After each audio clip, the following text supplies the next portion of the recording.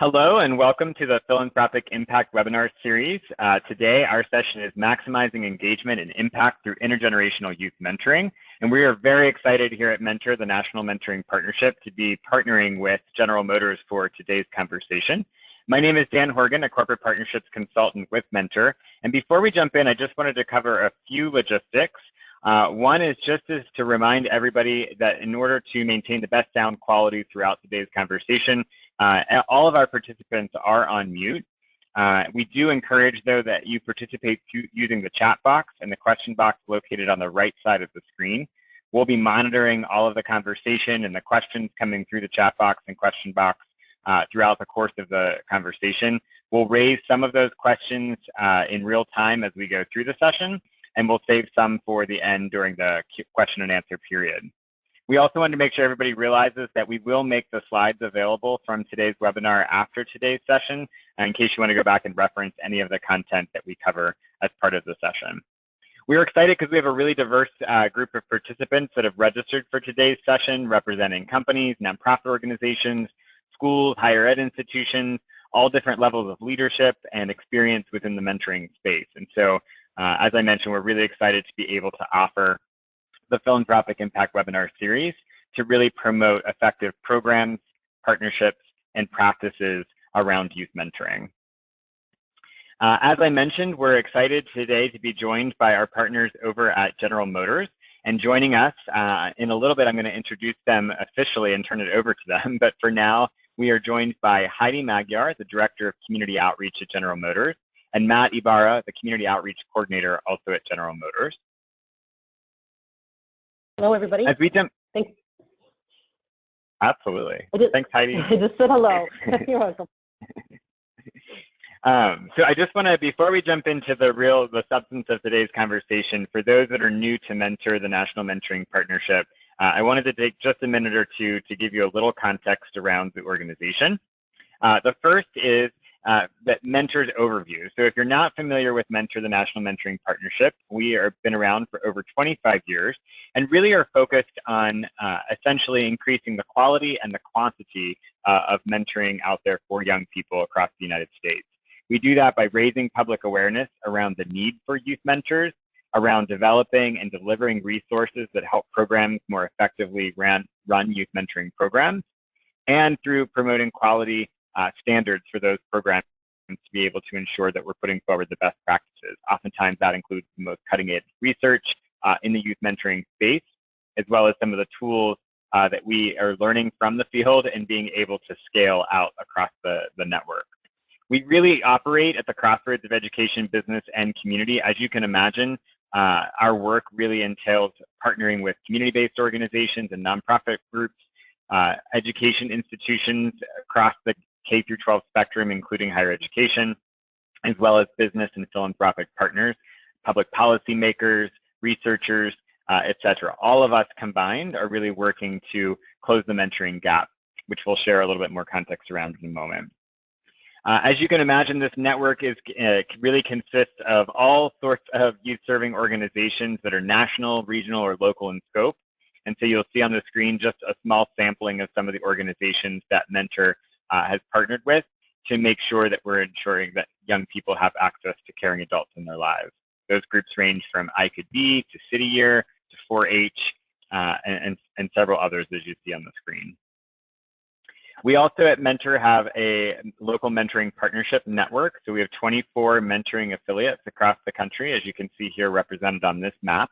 And again, their role at the state or a regional level is to do exactly what Mentor, the National Mentoring Partnership, is also doing: raise awareness locally around the need for mentors, help increase the quality and the quantity of mentoring happening for youth in those particular geographies, and ensure that the most current research is getting into the hands of those running programs or investing in youth mentoring initiatives. We also partner with many companies, including General Motors, and several, again, sort of a sampling that you can see here on the screen, ranging from 3M to Bank of America, to JPMorgan Chase, Deloitte, Nike, and several others. And again, our work with them is to help them think through their youth mentoring strategies and help scale their work so they can drive employee engagement and community impact. At the end of the day, the question is, what's our ultimate vision? Our ultimate vision is that we are closing the mentoring gap that exists right now in America, and that's the fact that 1 in 3 young people are growing up without a mentor. We know from some of our latest research, which was published in a publication called The Mentoring Effect, for the very first time, by going direct to young people and asking them what impact being a part of a mentoring relationship has had on them. We know from that research, some of these core statistics that you see on the screen, 55% are more likely to be enrolled in college. We know that 130%, more than twice as likely to say that they have held a leadership position in a club or a sports team, shows that they're increasing their sense of confidence. They're taking on leadership roles within their school, within their community. The statistic that I feel like is probably my favorite is that 90% of the respondents in the Mentoring Effect study said that they are now interested in becoming mentors.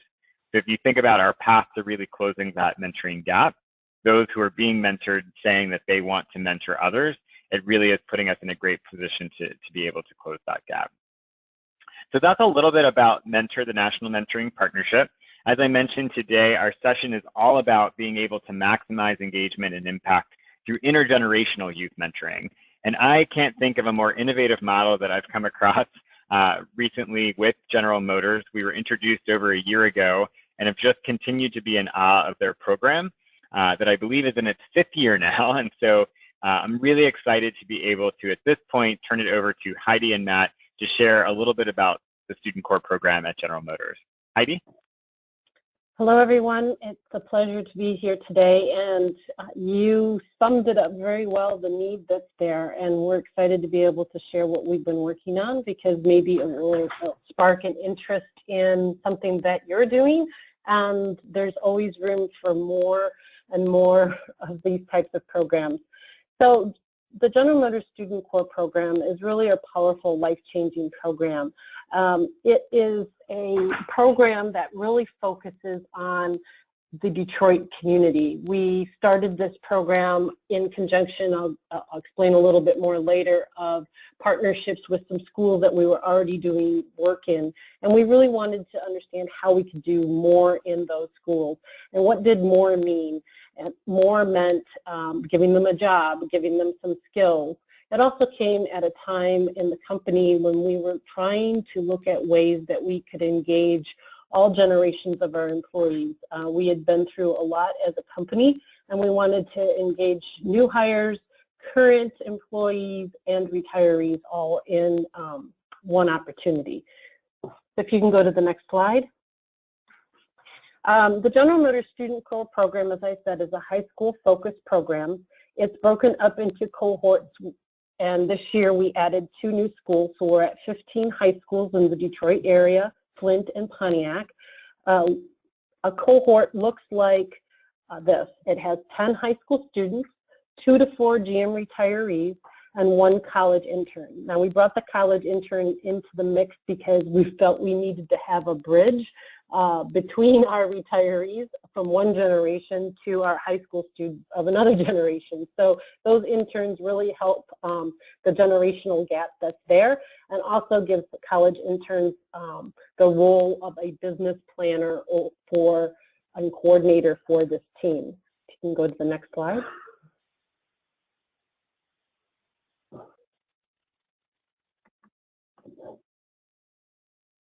The assignment that we give these students is, 1, we hire them as GM employees, so they are not hired by an outside company. 2, they are given a budget in which they have to design and understand what kinds of projects they want to complete over the summer. They have to lay out their plans and then go out and do whatever they feel needs to be done in their community. Now, many students pick projects that are connected to their school, and that's fine. Other students might pick projects that are connected to city parks, maybe connected to a municipality such as the fire department or the police department. We've had students pick projects in their town of painting fire hydrants and helping to restore a portion of a fire department. And we've had students that have engaged with police for some outreach programs. They pick all different kinds of things, and every year I'm amazed at what they choose, because it's one of the few programs that I'm aware of where we actually have the students giving the input into what they feel is important to be done in their communities. They have a voice, and they see things differently than an adult does. They might see a walk path to school where there's abandoned homes and tall grass as a threat to them, where community may be focusing on a park and not on a pathway. And because of the students' viewpoint of what they have to traverse every day, they choose to work on a project that tackles a safe walk path through school. If we can go to the next slide. Yeah, Heidi, can I jump in? And one of the questions Sure. that popped up is if you can share a little context around the recruitment strategy for retirees, college students, and high school students. Sure, great question. So when we first started to recruit retirees, we really had a hard time. We were looking at designing a program that was for 4 days a week, for 10 weeks in the summer, 4 to 5 days, and I couldn't get a single retiree that wanted to sign up. So we switched the program around. We changed it to a 3-day, 10-hour day a week program with a flex to be able to work on a Monday or a Friday as a project needs. This allowed us then to recruit our retirees to participate. They felt much more comfortable at being able to have a Friday or a Monday off. After all, they did earn their retirement, and this is a program that we wanted them to be comfortable with. Regarding recruiting of high school students, we really leave that up to our schools. We have a very strong connection with the principals and the leaders within the school. Matt will talk a little bit more about that relationship, but he visits each school, and each school tackles it a different way. Some schools do resumes, some schools do mock interviews, some schools have to write essays, and some are just selected based on what the principal or counselor might feel is a good pick for the program, somebody who has some grit or needs the program or they feel can benefit from the program. And we've had pretty good success at not over-structuring the selection process. You don't have to have an academic high score to participate. We've had the full range of academic achievement, and that doesn't necessarily mean they're going to be great or not so great in a program. So we really just look for the overall student and the recommendation from each school. The college students, now we started out with a full partnership program with one of our local universities, the University of Detroit Mercy, and that first couple years we exclusively had college students that came from that university. But over time, that has changed because one of the things that we'll get into a little bit later, we've had 5 years with the program that now we are seeing some of our first high school students who have gone on to university now wishing to come back to be college mentors in this program. And therefore, we're kind of expanding the universities and the college interns that are coming into the program. Does that answer the question? Absolutely. Thanks so much. So let's transition from the program design of Student Corps over to now the business case for the Student Corps program. So our business case was really because we had originally extended a $21.7 million grant to turn around 7 Detroit high schools through what we call the Network of Excellence Partnership with United Way. There were originally 4 other schools that were connected with a previous Network of Excellence program, so we just kind of adopted them. So we started with 11 schools, and we wanted to, as I said earlier, do more for these students, give them a summer job, give them some skills, expose them to the company, partner them with retiree, engage them with current employees, and all the while paying them to participate and understanding what it means to have a paying job. So at the time, Mark Royce was the president of GM North America for General Motors, and he championed the project. He is currently the VP of Global Product Development, Purchasing, and Supply Chain, but it has remained as one of his key initiatives. And myself and a retiree partner, who Mike DiGiovanni, who you see there on the slide, he was the head of Hummer at the time of his retirement, and he also is now a professor at the University of Detroit Mercy. So he and I teamed up to kind of develop what Student Corps would look like. If you can go to the next slide.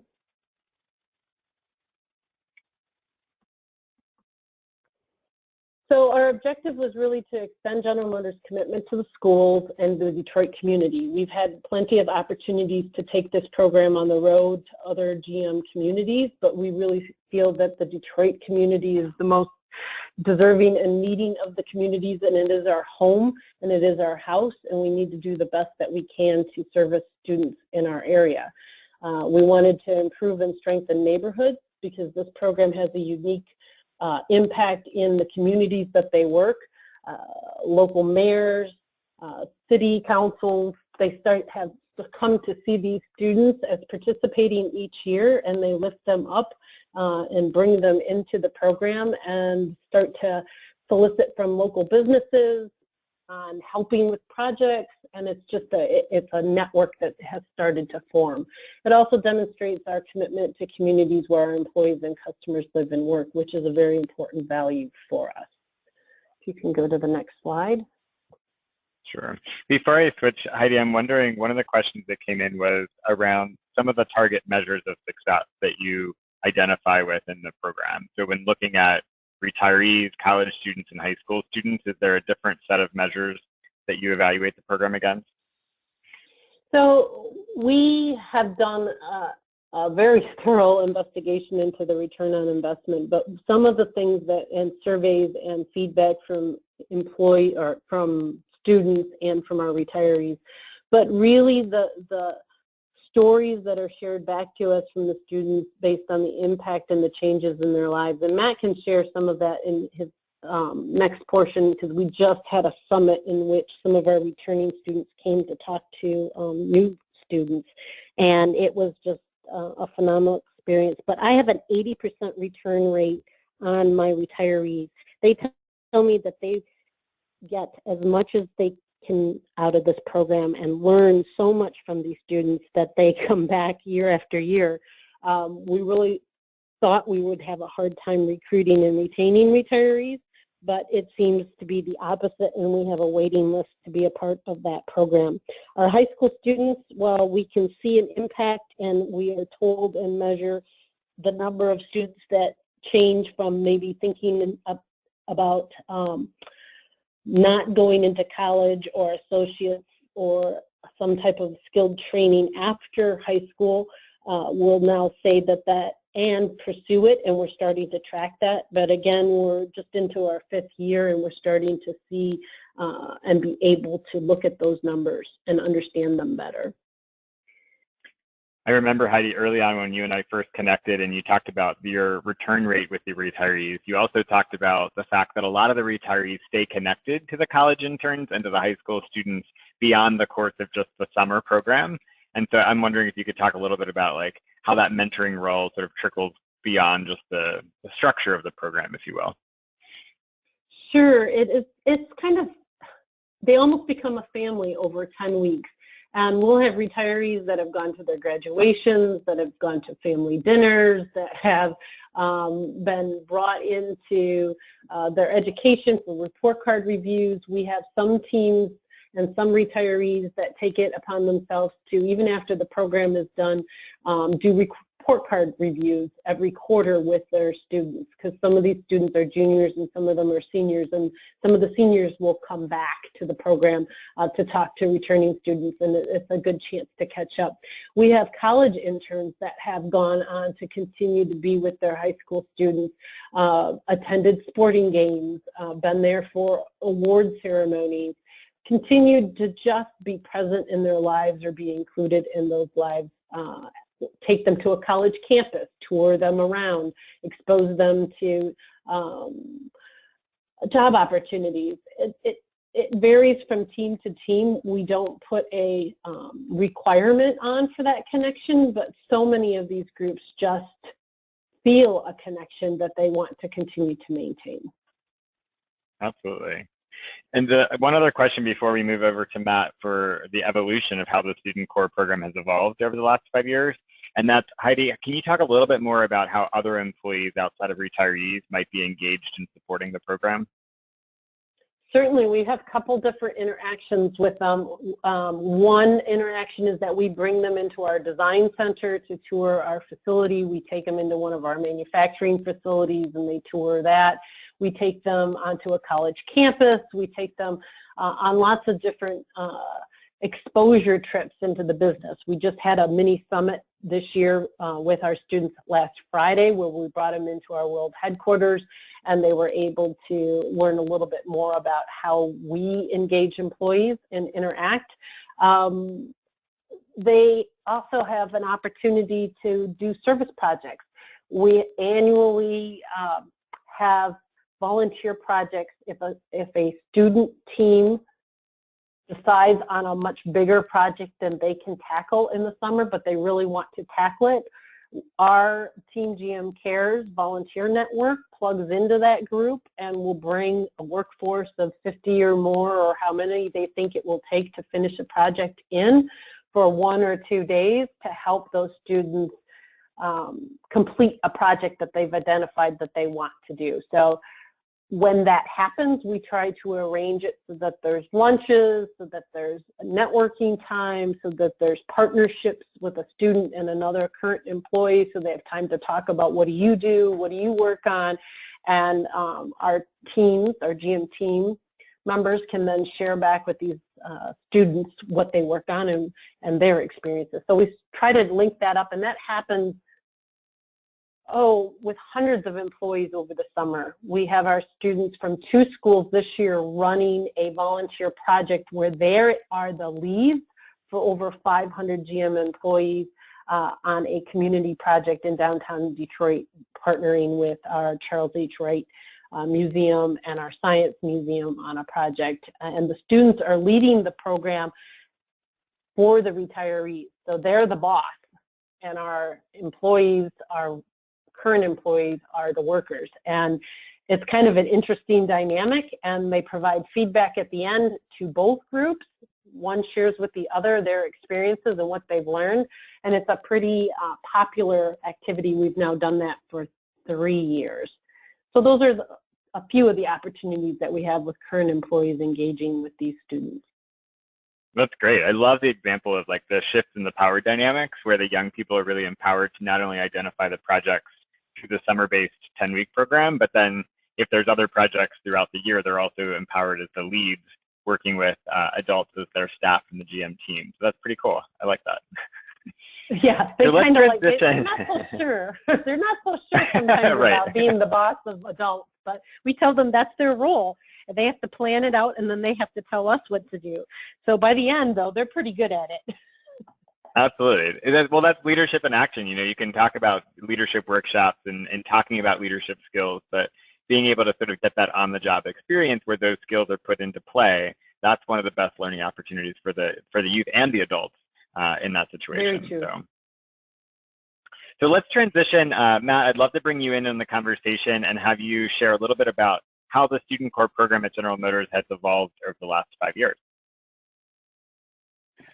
Sure. Hello, everyone. This is Matt Ibarra, and I have the pleasure of being one of the coordinators of the Student Corps program. So I have been firsthand a part of the program and seen this evolution in front of my own eyes and experienced it being right in the middle. So again, as Heidi mentioned, the program kicked off in 2013 with 11 Metro Detroit high schools.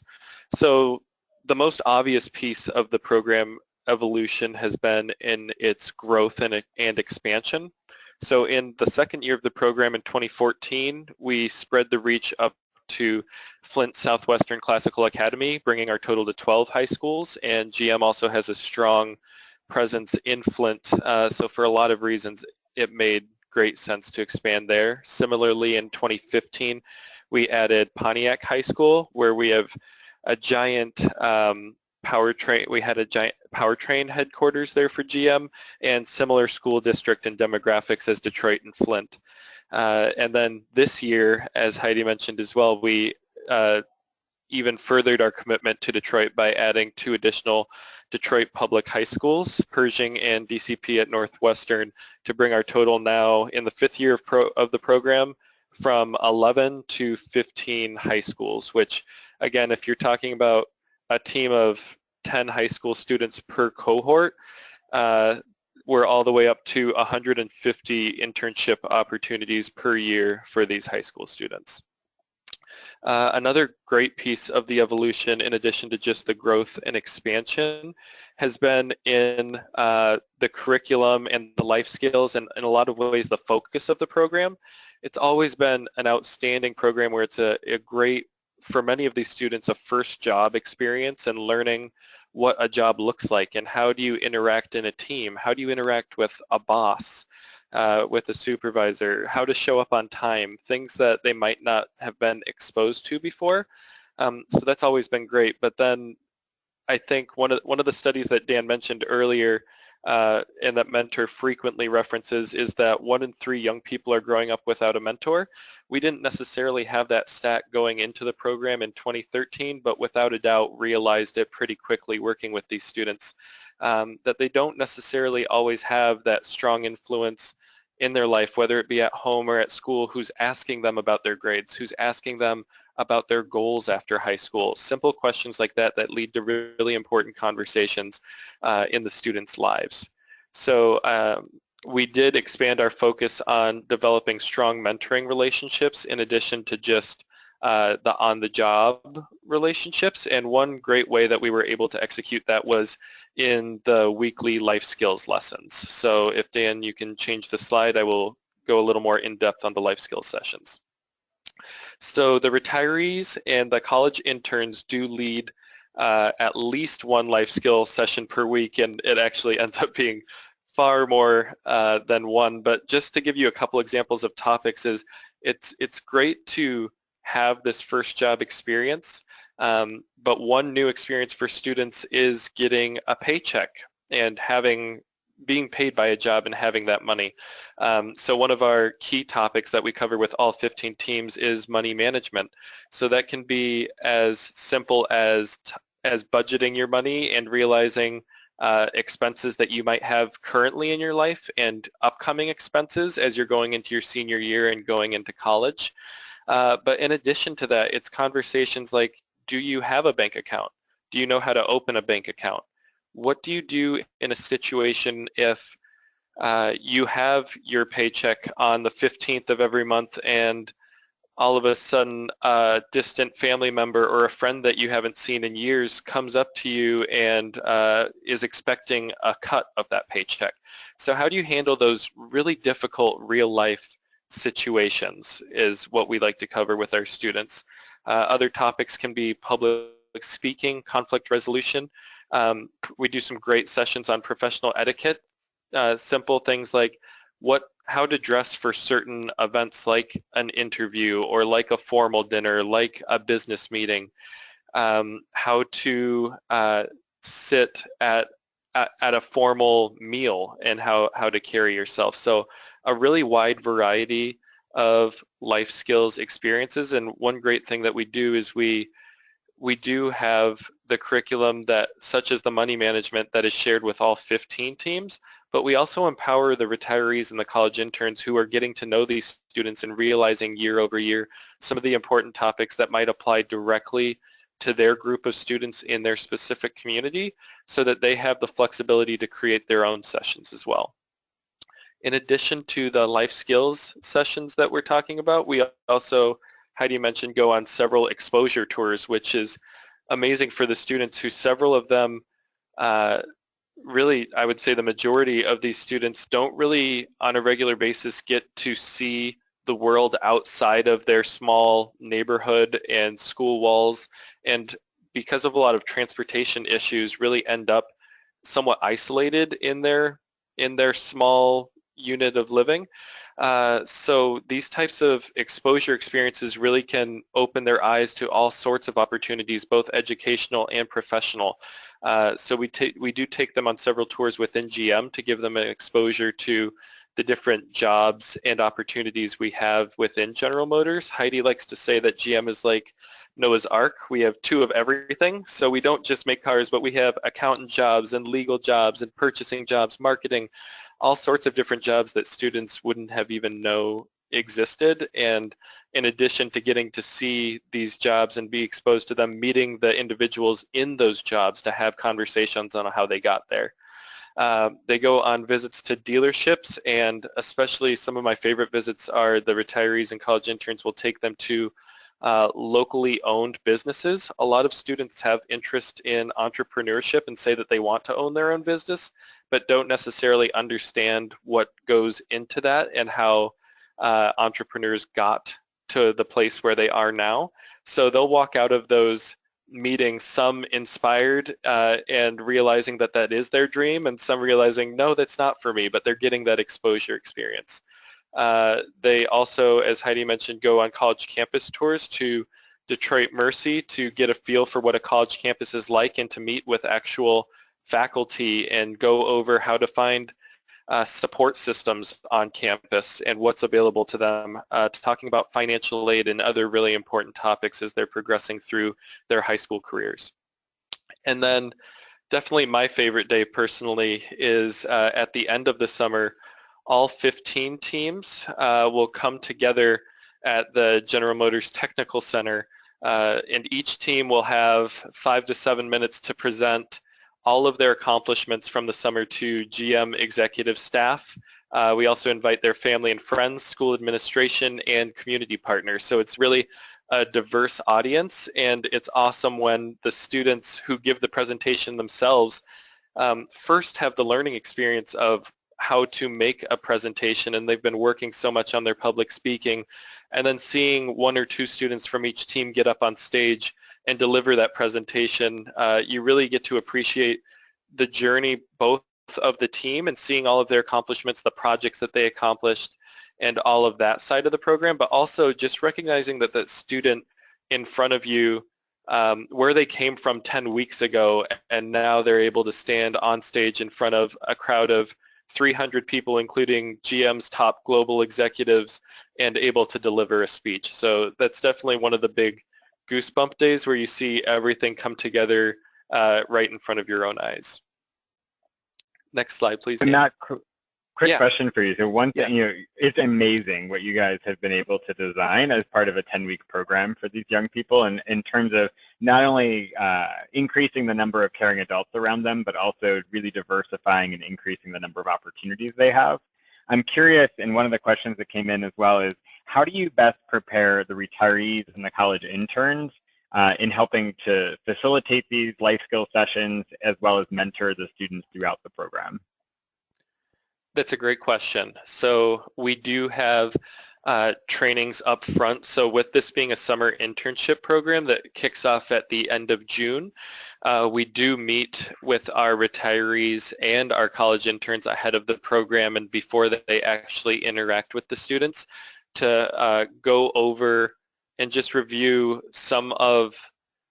give them exposure to the types of experiences and environments where these students are coming from. So first it starts with that understanding of the communities and schools and neighborhoods that you're going into. And then what we really do along with what we bring to the table, I think the most valuable piece is by having such a high return rate of the retirees and college interns, being able to give them the platform to share directly from their own experiences on what works, what doesn't work, going over and really building a master list between the 15 teams of key life skills lessons, where each year you'll check off more and more. We at this school created this, and I'm going to bring this to all 15 teams next year. So I really think the key to preparing the groups is by having those returners able to share directly from their own experiences and being able to collaborate across the schools, because so often you're working with your small unit all summer, but we like to bring it back together both before and after the program for that big picture of capturing the feedback and preparing up front.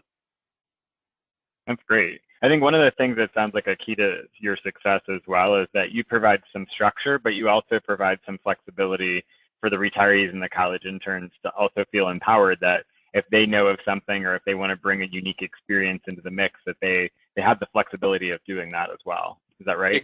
Exactly. And so many of the retirees have such great they have such a great wealth of knowledge as well as a great network.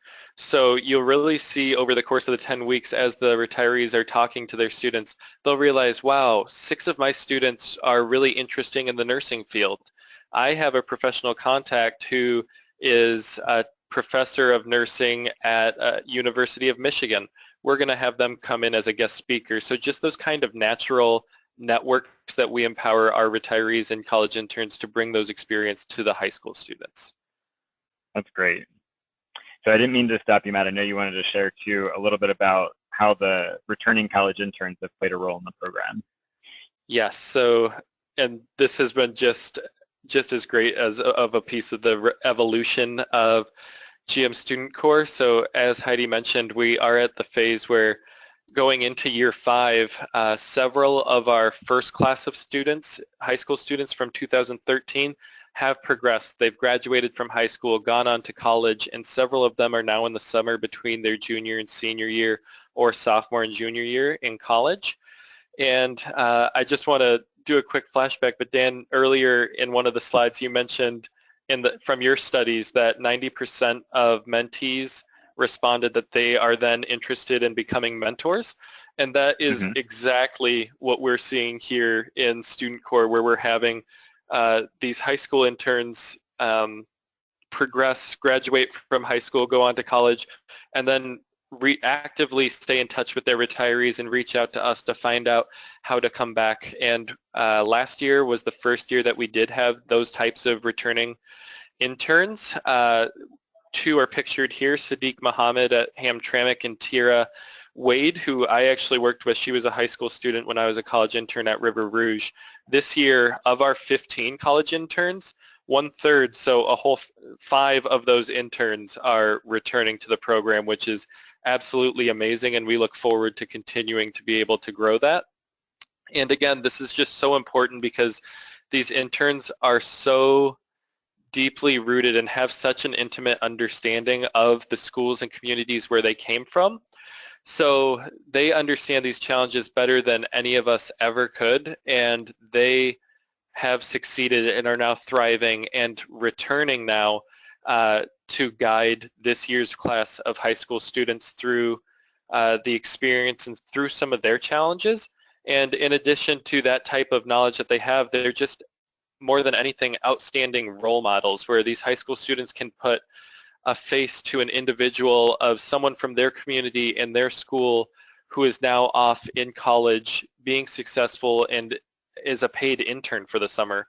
Not all of the high school interns are surrounded by that type of network in their everyday world. So being able to expose them to those types of outstanding individuals has been just a great addition to the program. So last week, last Friday, when we did have that mini summit experience at the Renaissance Center, we actually had a panel with the 5 returning college interns. So they were up on stage in front of the entire class of this year's GM Student Corps and got to share some of their experiences, everything from their expectations going into GM Student Corps in their high school years, if they remember being selected and what they thought it was going to look like, and hearing some of their stories, and then talking about some of their challenges in high school, how they overcame them, where they are now, how they are still going through challenges in college, and how they're navigating those. And it's really just showing these students successful problem solving and just, again, I couldn't think of better role models for this year's class of high school students than these individuals who have graduated from the program, graduated from high school, gone on and are now just highly achieving in colleges and universities.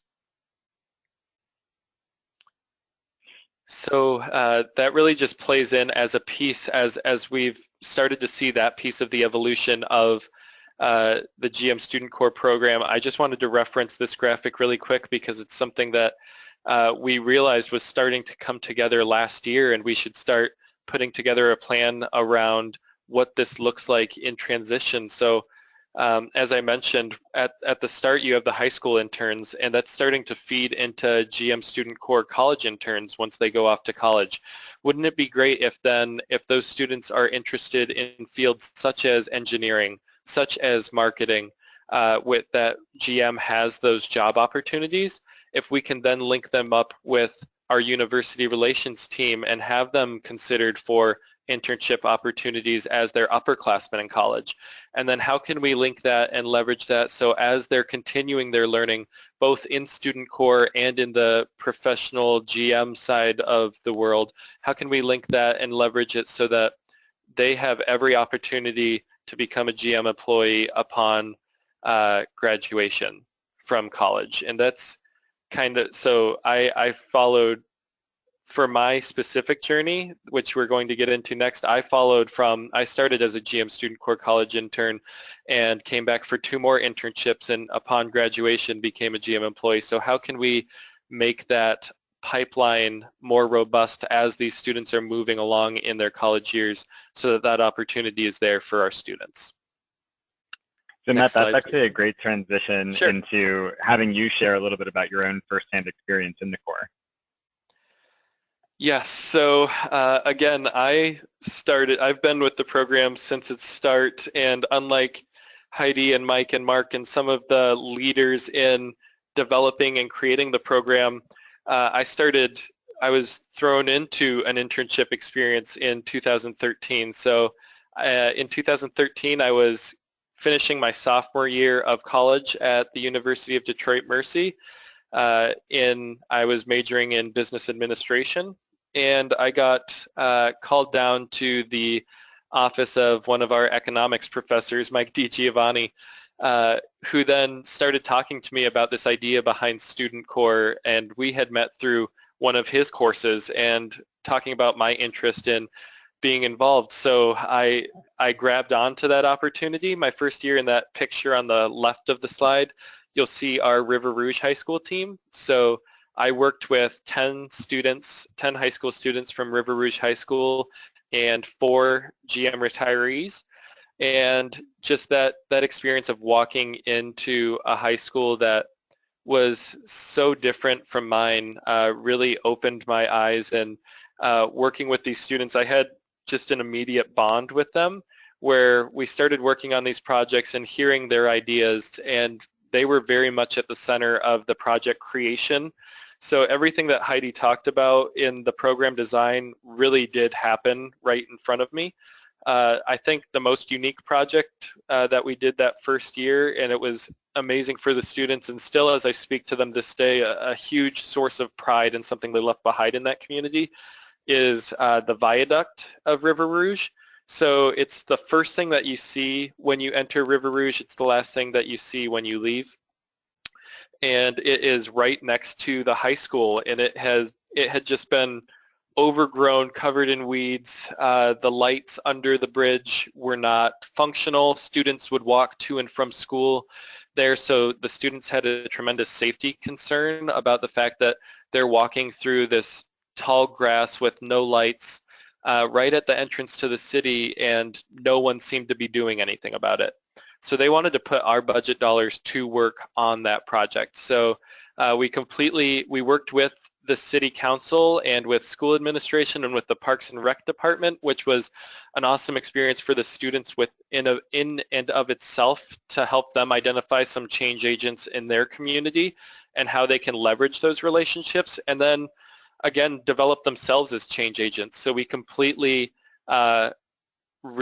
refreshed that viaduct. We took out all of the old overgrown weeds. We planted boxwoods, over 150, all of that hot summer in order to hold the soil.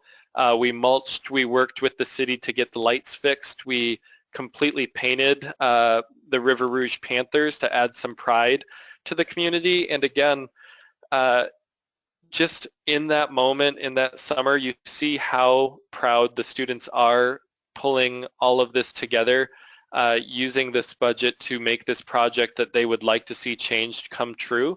And you really recognize the ripple effect within the community as you have residents driving by and walking by, complimenting you, asking what they can do to help. You start noticing other residents getting out and doing community service projects to take care of the community. So again, just a truly amazing, and it was a life-changing experience for me to meet all of those students and retirees. So again, that first year in 2013, after that, I came back for 2 additional years as an intern with Heidi to help coordinate the program as it was beginning to grow and branch out. And then you really see a shift where when I was part of that River Rouge team, everything was so project driven and the relationships just happen naturally, and then you get to the end of the summer and you realize even once the project is gone that you truly are left with new members to your family with these students and with the retirees, several of whom I'm still in touch with to this very day. So this is we have a couple other pictures of me going to sporting events with the students. You have retirees who go on college campus visits with the students as they're making those critical decisions in their lives. And then a huge experience for me was this picture in the center of the slide with Alejandro, one of my students from the first year at River Rouge. Again, Student Corps doesn't necessarily have an academic criteria that you must meet in order to be part of the program. So he was actually below a 1.0 GPA ESL student who had just been overlooked throughout his educational process, and we really were able to find out, we got to know him on such a deep level and helped him connect him with support services within the school. And one of the proudest moments of my life was being there when he did graduate high school after his senior year and proceeded on to community college after that. So again, it truly has been a life-changing experience for me. In addition to those 2 internships when I graduated from Detroit Mercy, I was so blessed to be hired directly into Heidi's team and start a full-time job at General Motors, giving back to this program just 3 days after graduation. So this program has very much made me who I am today, and I'm just so excited to be able to continue to give back and guide these college and high school interns and work with and learn so much from the retirees. That's great. Matt, thank you so much for sharing just your own personal experiences within the Student Corps. I know you want to share a couple on the next couple of slides, some of the key results, and this kind of goes back to one of the previous participants' questions about measures of success. And then we're going to turn it back over to Heidi to share some of the lessons learned and replication advice for those listening.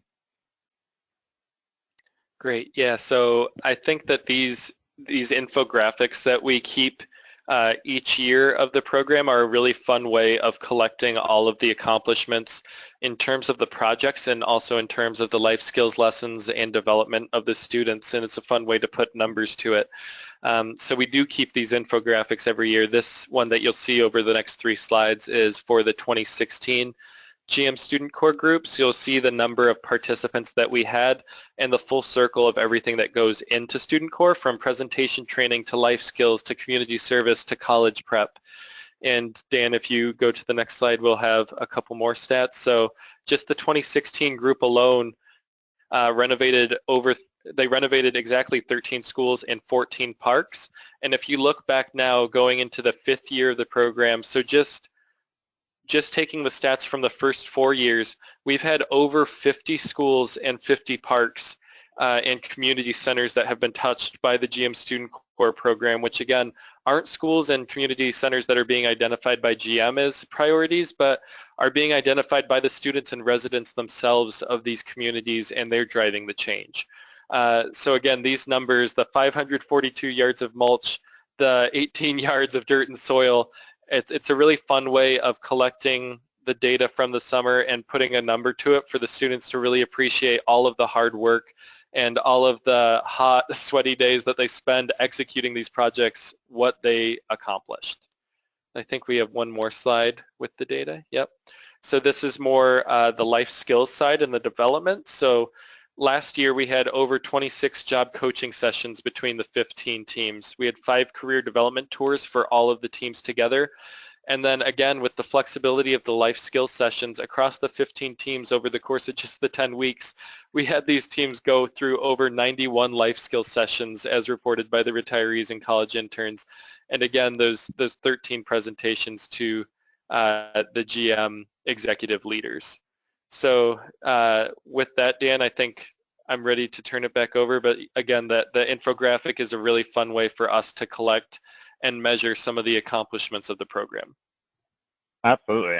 I love the infographics, and I think especially if you combine them year over year as the program unfolds, it's pretty amazing to be able to tell the story of what the students have, the change the students have led as being part of the program. With that, Heidi, I wanted to turn it over to you. So one of the things with the Impact webinar series that we always look to try to put forward is key lessons learned that you have gathered over the course of the student core evolution, as well as some of the replication advice. If there's people that are listening that want to be able to bring this program or elements of this program to their communities, what your advice would be for them in those two spaces. Thank you. Yeah, and Matt, thanks for sharing the impact of the program on us. You know, that's always one of those moments where if I could talk now after the big lump in my throat, that just brings it all home. Right. Student Core has really been, you know, a learning journey for us. And I think that one of the things very early on, we kept trying to come back to keeping it simple, to having the flexibility to let the retirees adjust their program for their school based on what is going on with their students. Some of these students are faced with so many challenges on a daily basis that we tried not to overprescribe. If it was a matter of transportation needs for students, or it was a matter of purchasing extra food because we do feed the students lunch, if it was a challenge on getting their paperwork together. We've had students that have gone all the way through the program and then to find out that the only piece of legal information that a student has is a photocopy of a birth certificate that called them, you know, John Doe, to trying to find pro bono legal service. There's been so many lessons learned that we've gone through that we've had to work through, from helping them through filling out forms to how do you pay them. You don't want to give them a paper check because they don't have a way to cash those checks. And then when they do, they get charged an exorbitant amount of money. To how do you deal with getting it on pay cards, retiree retention, having a flexible work schedule that lets multiple retirees come in and out of the program based on their ability. All these things have kind of come into the program. We've adjusted them. We've maybe changed it for that year or gone back to a different method the next year, but we've really tried to stay flexible on a lot of things year over year with this program, depending on the student's needs. So that's probably one of our biggest lessons learned, is not to get too structured and to let the magic that happens between the retirees and the high school students and the college interns happen. It's kind of like a potluck. You know, you might try to plan out who's bringing all the little pieces to the table, but in the end, what everybody brings makes a great supper. And that's really what we're aiming for with this, and we haven't been let down yet with the program. The replication advice that I'd have for folks is really building and maintaining that strong relationship with the schools and the principals, and finding an advocate within the school that will help you. One of our biggest challenges each year is getting all of the legal documentation together for these students, because again, we don't hire them through a third party. We hire them direct as GM employees. So that means that they have to go through all of the same testing, all of the same background information, everything that we have to go through to hire a GM employee, we go through to hire these students. And that can be challenging to get all that paperwork together and get them through that process. And Matt can attest to that. It takes going and sitting in these schools and helping students click through our online process.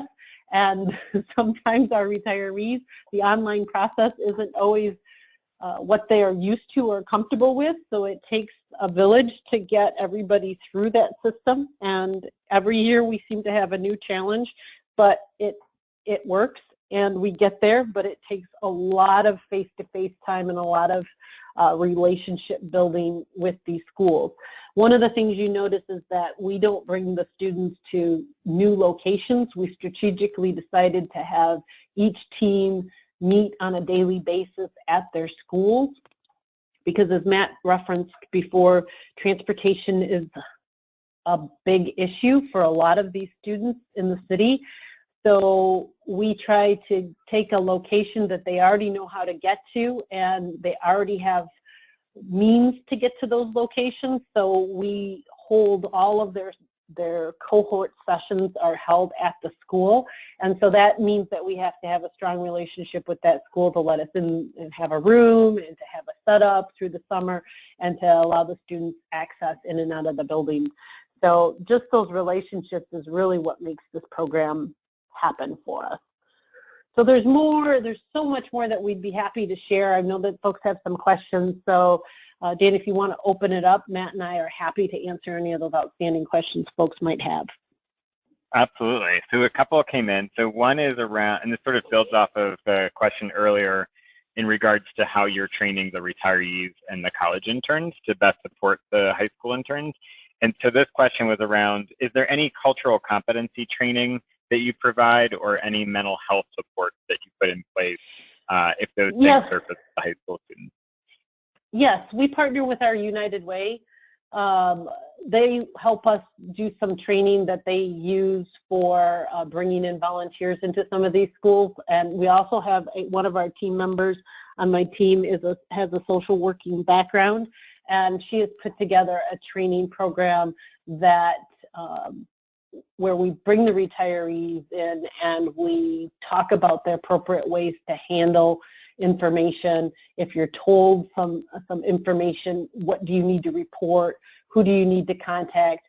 How do we handle certain situations? And then we have the ability to reach into some of our other nonprofits that we do work with and have partnerships with that can help step in and help us handle it appropriately. Also the schools, because we're inside the schools, if there is any issues, they get handled as if the students were in school.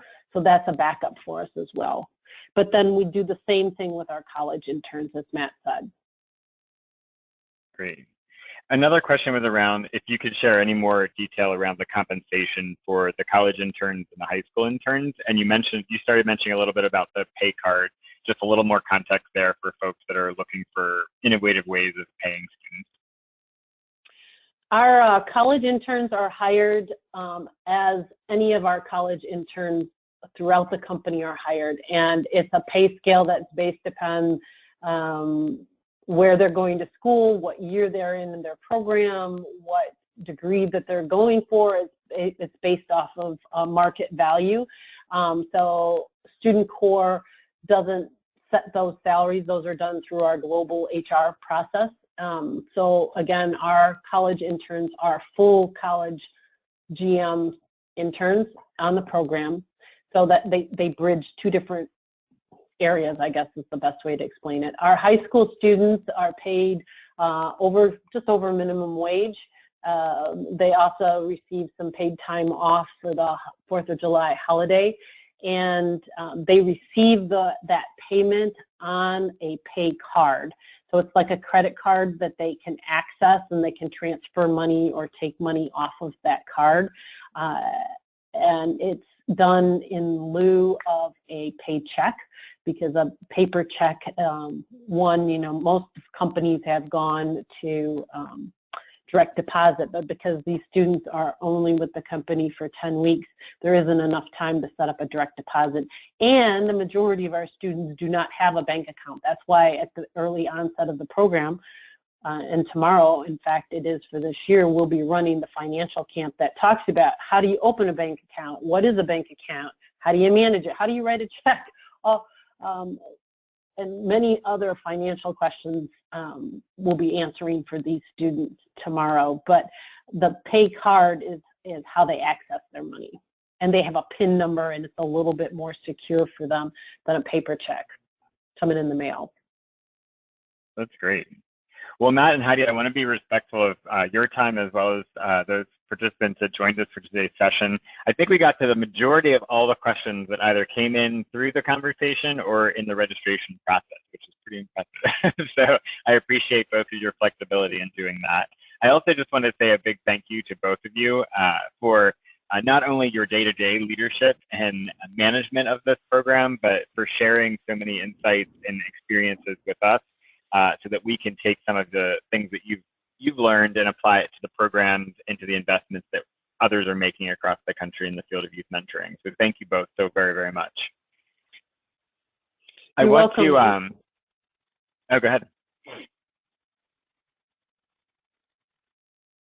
I just said you're welcome. Oh, perfect. So last but not least, just before everyone signs off, I just wanted to share a few additional resources.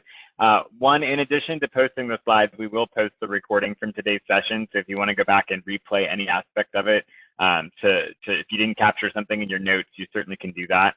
I also will be sharing in a moment the email addresses for Matt and Heidi. So if you have direct questions that you want to follow up with either one of them about the Student Corps program, you certainly are welcome to do that. At Mentor, the National Mentoring Partnership, there is lots and lots of resources that you can leverage to help continue to either scale your youth mentoring programs or enhance it or ensure that you're integrating the most effective practices. So in addition to this webinar series, we also offer a collaborative mentoring webinar series. Again, it's a free webinar with practitioners, for practitioners on a monthly basis. Held the third week of every month. You can learn more at mentoring.org. For those representing companies or foundations, we run an online philanthropic community of practice where companies and foundations can share resources around their investments or engagement in youth mentoring, everything from lesson plans to operation guides to being able to engage in real-time chats around maybe challenges that you're facing or successes that you're having within your program. If you're specifically looking for mentoring opportunities, you can leverage the Mentoring Connector, which is the national database of mentoring opportunities, which you can search by zip code. You can search by type of mentoring experience that you're looking for, and lots of other great resources, again, that are available all at mentoring.org. If you have not joined us in the past for our Impact webinar series, we have all of our sessions on a monthly basis that are archived at the link that's on the screen at the top right now. And those archives include everything from highlighting Deloitte's virtual mentoring program that they were able to scale to over 700 employees being engaged, to a collective impact project that State Street Corporation is facilitating in the Boston community. So as well as some fantastic work that we just did last month with Bank of America around training mentors / managers of youth interns in the workplace. So some fantastic resources. The slides, the webinar recordings are all available for you if you want to check those out. And again, last but not least, we've got the contact information for Heidi, Matt, and myself. If you have any questions at all, please feel free to reach out to us. We'd love to help support you in whatever way we can. And thank you once again to Heidi and Matt for spending time today teaching us all that you've learned from your experience and leadership of the Student Corps program at General Motors. Thanks everyone for joining us today, and have a great rest of the week. Take care.